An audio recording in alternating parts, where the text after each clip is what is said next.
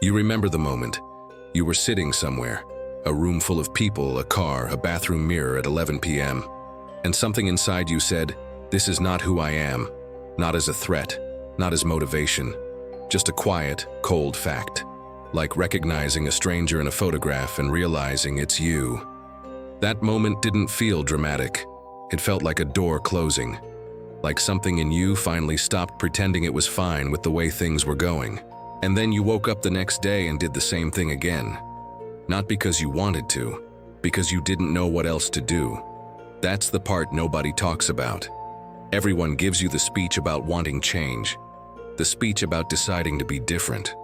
What they skip is the thing underneath, the actual reason the same situations keep finding you, the same dynamic at work, the same friction in relationships, the same feeling of putting in real effort and watching it disappear into a room that doesn't acknowledge it. You've been patient. You've been consistent. You've done what you were told would work. And somewhere along the way, you started to distrust the whole conversation because it never accounted for the specific weight of what you were actually carrying. This isn't a video about motivation. You don't need motivation. What you need is to see what's actually happening, the real mechanics underneath the surface of your life. The war that has been going on inside your own skull since before you had the language to name it. The war that nobody warned you about. The one that determines everything else. If you're the type of person who wants to understand how things actually work, not the polished version, the real version, then you already know what to do. Subscribe. We go places here that most content won't touch. Here's the first thing. The reason you keep ending up in the same situations is not bad luck. It is not the wrong people, though sometimes it is the wrong people. It is not a system rigged against you, even when the system is rigged against you. The reason the pattern keeps returning is something inside you that you haven't fully met yet, a part of yourself that you set aside a long time ago. Maybe because someone made it feel dangerous to show. Maybe because the environment you grew up in rewarded you for being smaller than you were. Maybe because the one time you showed the full version of who you were, something happened that taught you it wasn't safe. And because you set that part aside, it didn't disappear. It went underground. And from underground it runs. It runs in who you gravitate toward. It runs in how you react when someone challenges you. It runs in where you go quiet when you should speak, and where you escalate when stillness would have served you better. Think about the last time someone treated you with less than you were worth and you said nothing. I don't mean you chose silence strategically. I mean something froze. Something in you calculated the cost of speaking and decided the peace wasn't worth breaking. Where did that calculation come from? It came from a room you were in a long time ago. From a person who had power over you at a time when you had very little. From a moment where you learned, not through a lesson but through experience, that keeping yourself small was the safest way to get through. That lesson did its job. In that environment, it was intelligent. The problem is you carried it out of that environment and into every room you've walked into since. And now it shows up in meetings where your idea gets passed over, and you don't push back. In friendships where you absorb more than you should. In relationships where you give everything and can't understand why the scale never balances. Same freeze, different rooms. Or think about visibility. The times you worked harder than everyone around you and stayed invisible. Not because your work wasn't good enough, because some part of you had learned that being seen meant being a target, that standing out meant drawing attention you couldn't control, that the safest place to be was second, close enough to matter, but not far enough ahead to threaten anyone. And so you learned to dim, not as a decision, as a reflex, automatically. And then you told yourself you didn't care about recognition because that was easier than admitting you'd built a wall between yourself and the thing you actually wanted. The patterns you carry are not character flaws. They are old strategies. Strategies that were built in a specific environment for a specific reason and did exactly what they were designed to do. Keep you safe at the time. The problem is, nobody gave you the update. Nobody came back and said the environment changed. So you are running survival code in a life that is now demanding something completely different from you. And here is the line that most people will read past. The people who stop at it will be thinking about it for 3 days. You are not responding to your life. You are responding to your interpretation of it. And that interpretation was written by a version of you that was trying to survive, not thrive.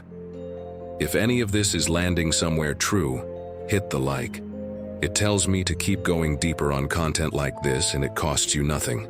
The version of you that is done being managed by old patterns, drop the word "done" in the comments. I read every single one. I want to know who's in this with me. Now here is where the shift begins. Because understanding why the pattern exists is not the same as being free from it. Understanding is just the map. The map is useless if you don't know how to move on it. And the first thing you need to learn to move differently is a skill so simple that most men dismiss it. And so difficult to actually build that very few ever do. The gap between stimulus and response. Right now, most men have no gap. Something happens. A message that lands wrong. A look that carries disrespect. A situation that challenges their identity. And the reaction is immediate. Automatic. Before there has been a single conscious thought, the response is already in motion. And automatic responses, no matter how understandable they are, make you predictable. And predictable men are manageable men. If someone knows that a certain comment will make you defensive, a certain tone will make you shut down, a certain dynamic will make you retreat or explode, they don't need to be powerful. They just need to know the lever. And you have handed it to them by reacting the same way every time. The gap changes everything, not because it makes you cold. This is not about becoming a person who feels nothing. The gap is about creating space, real, deliberate, functional space, between the moment something arrives and the moment you decide what to do with it. Inside that space, you stop being a reaction. You become a decision. And a man who operates from decision rather than reflex is operating on a completely different frequency than the men around him. People feel it before they can name it. There is a stillness in him that reads as strength to everyone watching, not the performed stillness of someone trying to look calm while falling apart internally. The genuine stillness of a man who has built his internal architecture so that the outside world does not get automatic access to his emotional responses. He doesn't rise to bait. He doesn't need to win every small conflict. He doesn't defend himself to people who aren't qualified to judge him. He can sit in discomfort without needing to resolve it immediately. He is, in the most precise sense of the words, self-contained. Your emotional reaction is not strength, it is information. Read it.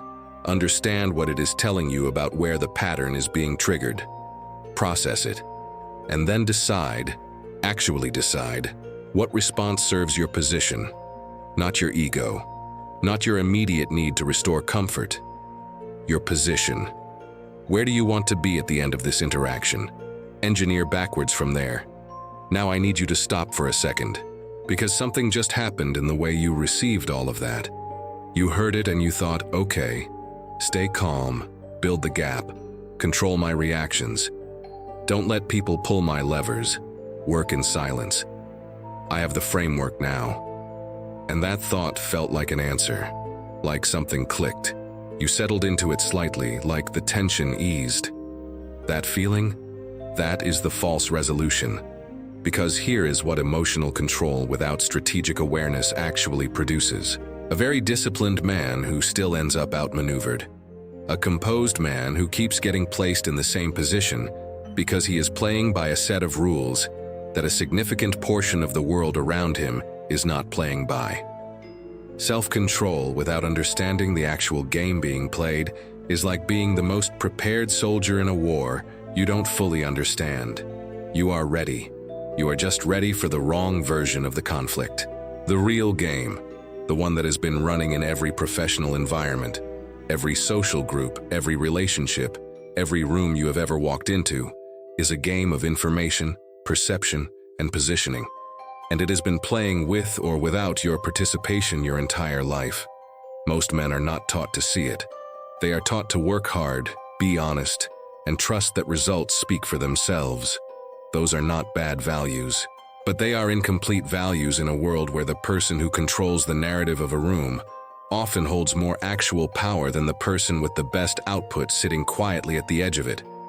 If this is opening something that you haven't had language for before, subscribe.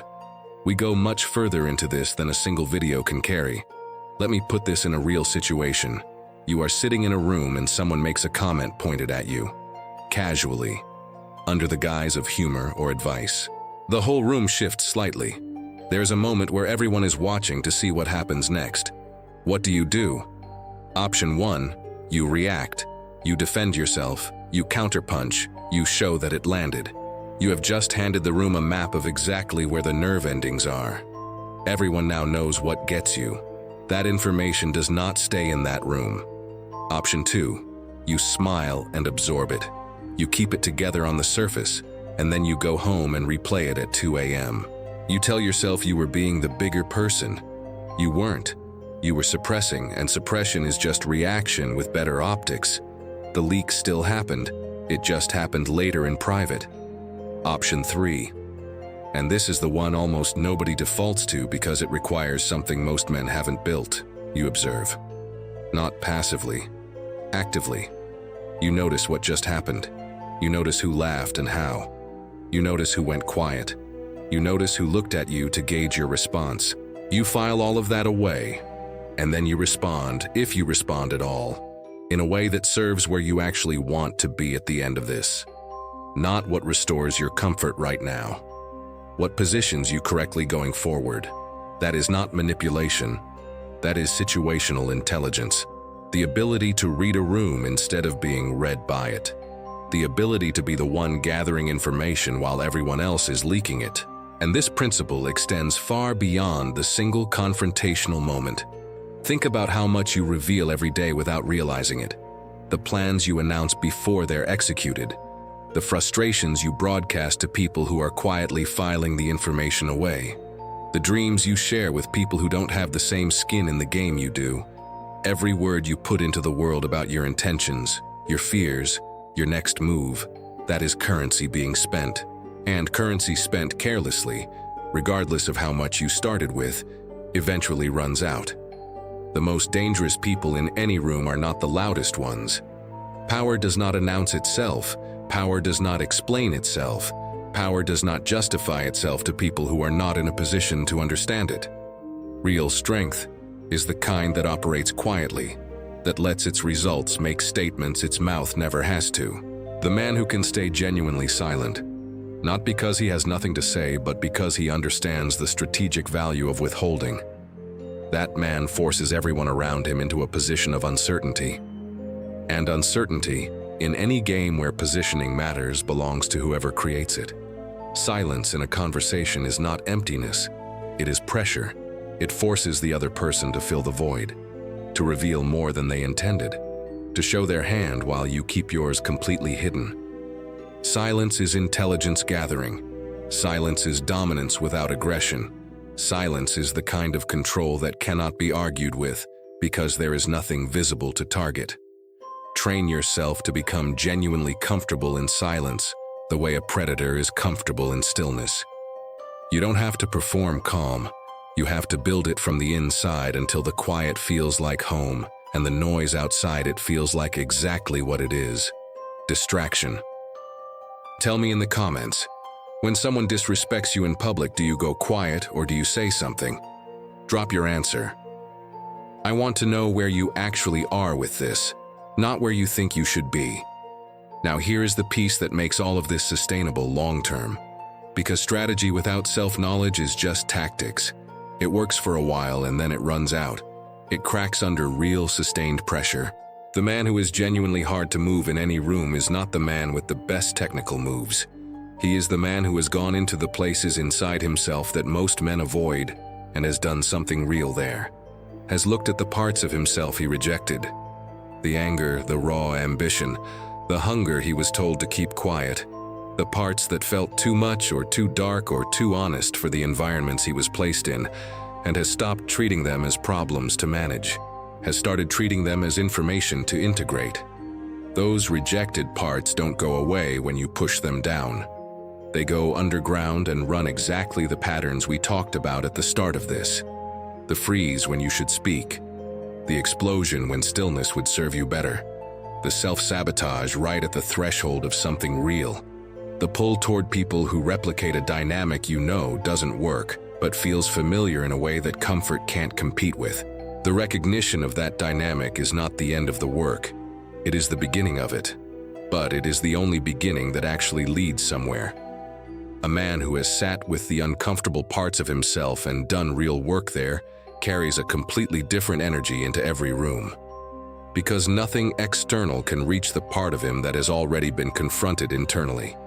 There is no lever left to pull that he hasn't already found himself. He can walk into a room with everything he is intact and decide exactly how much of it to show, when, and to whom. That is not performance. That is the real version of power. And understand this? The man who has done this work is not numb. He is not hollow. He is not the cold, disconnected version that the word strength sometimes gets confused with. He feels everything. He processes it with full honesty in private. And then he governs himself. He chooses his response with the precision of a man who knows that how he carries himself in the hardest moments is the most permanent statement he will ever make about who he is. That is not suppression. That is sovereignty. There is a fundamental difference between a man who has buried his emotions and a man who has mastered them. The first one leaks. The second one chooses. Adversity does not build character. It reveals it. And the man who has done the internal work knows exactly what his character will show when the pressure arrives, because he has already met himself in the darkness and made a deliberate choice about who he is going to be there. That prior decision is what makes the stillness real, not the absence of feeling, the presence of governance. Here is the practical dimension that needs to be named without softening it. Your environment is not neutral. It is not the backdrop of your life. It is actively shaping the architecture of what you believe is possible, what you believe you deserve, and fundamentally who you believe you are. And most men have never sat down and honestly accounted for that influence. Think about the 5 people you spend the most time with. Actually think about specific people. When you share something you're building, a real vision, a standard you're trying to hold, a goal that actually matters to you, who responds with genuine energy, who challenges you to go further, and who goes slightly quiet, who finds a way to introduce doubt, who is most comfortable when you're operating within a certain range, and becomes subtly unsettled when you try to move outside it. That second group, they are not villains. They are not doing this maliciously in most cases. They are doing something more psychologically complex and harder to defend against than malice. When you begin to grow, when you start raising your standards and operating at a level that exceeds the shared ceiling of your immediate world, you trigger in the people around you a response that has nothing to do with you, and everything to do with their own unexamined limits. Your progress becomes a mirror they did not ask to look into. And rather than face what that mirror shows them, many will, without fully realizing what they're doing, attempt to pull you back to the level where the reflection is comfortable again. They will call it concern. They will frame it as loyalty. They will dress it in the language of keeping you grounded, keeping you humble, keeping you realistic. But what is actually happening is that they are protecting the shared ceiling from being broken. Because if you break it, they have no excuse left for why they haven't. Recognize this with clarity, not bitterness. Bitterness is expensive and it costs you energy you need for building. But clarity is free and it completely changes how you move. 5 relationships of genuine elevation are worth more than 50 relationships of comfortable stagnation. Begin building toward the first category with the same intentionality you bring to anything that actually matters to you. Audit the access people have to your time, your energy, and your thinking. Not all at once, not with drama, but consistently, deliberately, as the person you are becoming rather than the person you have been. If you know someone who needs to sit with any of this right now, send it to them. Not to grow this channel, because sometimes the right conversation finds someone at exactly the moment when it can actually land, and that matters more than any metric. The last piece, The one that separates every man who starts building something from the far smaller number who actually finish. Patience. Not the passive version where you sit still and wait for things to come to you. The active, iron-disciplined patience of a man who understands that compound results live on a timeline that most people abandon before they ever arrive. Everything that genuinely matters takes longer in a world engineered to make you impatient. Every platform around you is designed to deliver reward as fast as possible and to make the absence of immediate results feel like evidence that the work isn't working. And in that environment, the man who can hold a longer timeline than everyone around him is not just disciplined. He is holding a structural advantage so consistently underestimated that it operates like a weapon that no one can see coming. Here is what gets most men. They start building.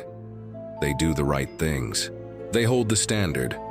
And for a period, sometimes weeks, sometimes months, nothing visible changes. The results are not yet reflecting the input. And in that silence, the pressure to show something, to tell someone, to post the progress, to perform the becoming. That pressure builds to a point where it becomes almost unbearable. Because what is the point of building if no one can see that you're building? And so they announce. They share the process before it has produced the result. They seek the validation of being on the journey as a substitute for the actual arrival. And here is what nobody tells you about that. The moment you start performing your transformation for an audience, something shifts. The social recognition you receive for being on the journey begins to substitute for the actual arrival. Your brain, which cannot fully distinguish between the reward of real accomplishment and the reward of acknowledgement, begins to feel satisfied before the work is complete. And the result is a man who carries himself like a winner, while unconsciously moving like someone who has already collected the prize. The urgency goes quiet before the job is done. You have mistaken the map for the territory. Stop announcing. Start executing. Go dark on the noise and go deep on the mission. Build in the silence. Let the world wonder what happened to you, and then show them through results so undeniable that the silence was always the loudest strategy you could have chosen. Speed is not the same as progress. The man who moves fast in the wrong direction doesn't arrive sooner. He just fails with more momentum. Plant the work like a man who will not be here for the harvest. The roots go deeper before anything shows above the ground. By the time the world sees the tree, the foundation is so deep that nothing can move it. That is what you are actually building here, not the appearance of strength, the architecture of it, the interior version that no external circumstance can reach because it was built from the inside out. Every scar you carry is not evidence of what broke you. It is evidence of what you survived. It is a record of every version of reality that tried to stop you and failed. That record, personal, earned, specific to you, is the foundation of the only kind of confidence that never runs out. Not the loud kind that needs constant external fuel. The quiet, settled, immovable kind. The kind that belongs to a man who has met himself in the dark places and chose again and again not to flinch. The mind is the battlefield, and you have been fighting on it your entire life. The difference now is you know the terrain. You know where the patterns come from. You know how to build the gap between what happens and how you respond. You know the environment around you is not neutral, and that the people you keep close are either a ceiling or a launching pad.